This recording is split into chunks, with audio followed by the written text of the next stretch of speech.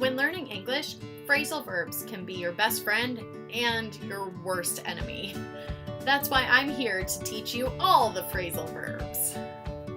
When I ask English learners what confuses them about English or what they want to learn to sound more like a native speaker, one thing they always bring up is phrasal verbs. However, when I talk to my American friends about this, a lot of them don't even know what a phrasal verb is.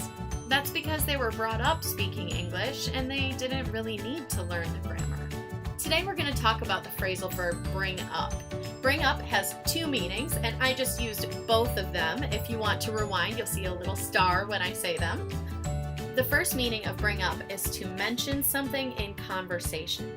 What I said earlier was that when I ask people what they want to learn in English, something they always bring up is phrasal verbs. Bring up is a splittable phrasal verb, so you can bring up something or you can bring something up. So an example of this is if you were talking to your boss and you had a great idea, she might say, "You should bring that up in the next meeting." So it's basically anything that you want to say in conversation, you can bring up. The second meaning of bring up is to raise a child. So if you remember in the beginning, I said my American friends don't really need to learn phrasal verbs because they were brought up speaking English. Bring up, or brought up, since most of us are adults now, describes the act of raising a child and how the child was raised.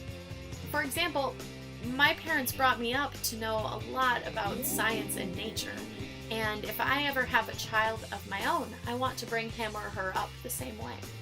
Also, sometimes we talk about the way we were brought up to justify the way we act now. So, if I talk a certain way or think a certain way, that's just the way I was brought up.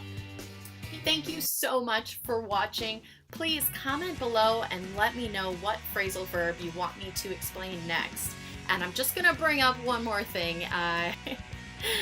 I'd love it if you would please like this video and subscribe to my channel, because the more subscribers I get, the more videos I can make. Thank you so much, and I look forward to teaching you again soon.